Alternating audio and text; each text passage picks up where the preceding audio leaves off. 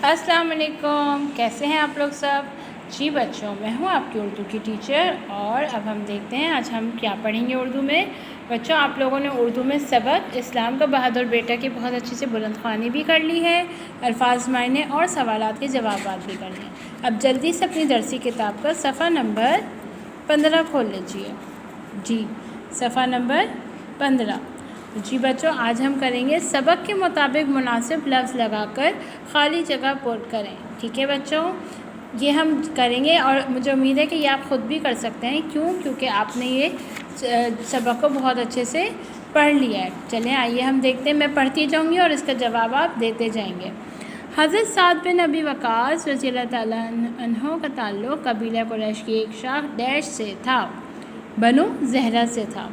अल्लाह ताला ने कुरान पाक में इस्लाम कबूल करने वालों में पहल करने वालों को डैश कहकर पुकारा, अस्साबिकूनुल अव्वलून। ये तमाम खाली जगह यहाँ पर आपके सबक में से ही गिवन है, ठीक है, यहीं से निकाली है।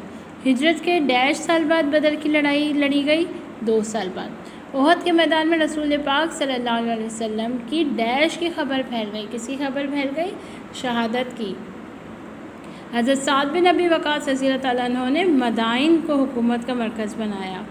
हज़रत साद बिन अबी वक़ास रज़ियल्लाहु तआला अन्हु ने 55 हिजरी में वफ़ात पाई। हज़रत उमर रज़ियल्लाहु तआला अन्हु ने हज़रत साद बिन अबी वक़ास रज़ियल्लाहु तआला अन्हु को इराक़ की तरफ जिहाद के लिए भेजे जाने वाले लश्कर का डैश बनाकर भेजा। क्या बनाकर भेजा? सिपाही सलार। ये तमाम आपकी खाली जगह आपके सबक में से ही ली गई हैं, ठीक है। चलें आइए अब आज हम करेंगे सवाल नंबर 3। ये आपने किताब में ही करना है।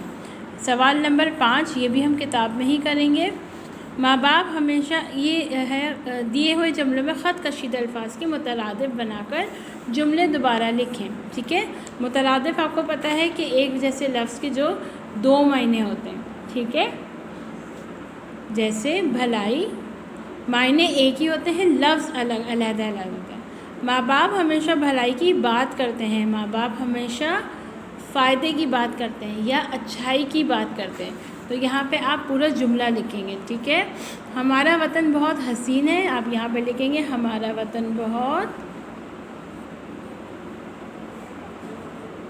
हमारा वतन बहुत हसीन का एक और क्या होगा? खूबसूरत, ठीक है। हसीन का मुतरादिफ क्या होगा? खूबसूरत। हमारा वतन बहुत खूबसूरत है। आपने इसी तरह तमाम ख़त कशीद अल्फाज के मुतरादिफ करके मुतरादिफ लफ्ज़ लिख के यहाँ पे जुमला दोबारा लिखना है। लाहौर शहर की बाज़ इमारत बहुत कदीम है, कदीम का मुतरादिफ क्या होगा? हमारी क्रिकेट टीम ने मैच में फ़तह हासिल की, जिनके फ़तह जीत, कदीम पुराना, जिनके अमाल नेक हो उनको बहशत मिलेगी, यानी कि जन्नत मिलेगी। चला आइए अब सफ़ा नंबर 16 की जानिब हम बढ़ते हैं। सफ़ा नंबर 16, जी ये आपका हिस्सा कवायद है, ये भी आपने अपनी किताब में ही कर लेना है, ठीक है। दुरुस्त जवाब के गिर्द दायरा लगाएं। अच्छा, ये हम पढ़ लेते हैं।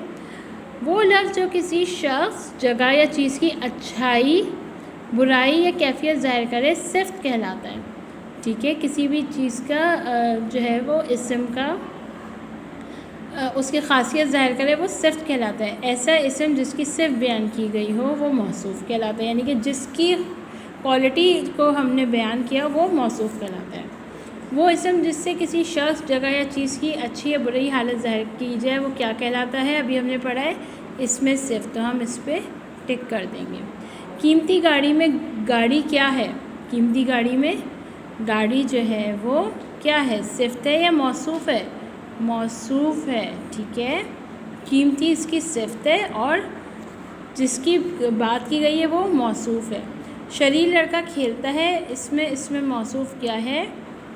शरीर लड़का खेलता है में इसमें मौसूफ़ क्या होगा? लड़का, ठीक है। हमाद शरीफ आदमी है, इसमें सिफ्त क्या है? शरीफ। सुर्ख फूल में सुर्ख है, तो सुर्ख क्या है? इसकी क्वालिटी है ना, सिफ्त बयान है ना, तो ये इसमें सिफ्त आ जाएगा। चलें अब सवाल नंबर 6 भी हो गया हमारा। सवाल नंबर 7 की जानिब हम बढ़ते हैं। इराक़ में हज़रत साद बिन अबी वक़ास रज़ियल्लाहु तआला अन्हु ने कौन कौन से रफ़ाई कायम किए? एक पैराग्राफ लिखें। چونکہ آپ یہ سبق بہت اچھے سے پڑھ چکے ہیں، ٹھیک ہے، اور آپ یہ بہت آسانی سے کر سکتے ہیں۔ پھر بھی میں آپ کو تھوڑا سا بتا دیتی ہوں، صفحہ نمبر 13 اور تیسرے پیراگراف میں اس کا آنسر ہے، ٹھیک ہے، اس کو آپ پڑھیں اچھے سے، اور پھر یہ آپ اپنے خود کے الفاظ میں آپ نے یہ لکھنا ہے، ٹھیک ہے، بہت زیادہ بڑا نہیں، نہ بہت زیادہ چھوٹا، بس ایک پیراگراف لکھنا ہے، لیکن بہت جامع اور بہت اچھا سا خوبصورتی کے ساتھ۔ تو بچوں، ہم ایک دفعہ پھر دہرا لیتے ہیں آج ہم نے کیا کیا کام کیا۔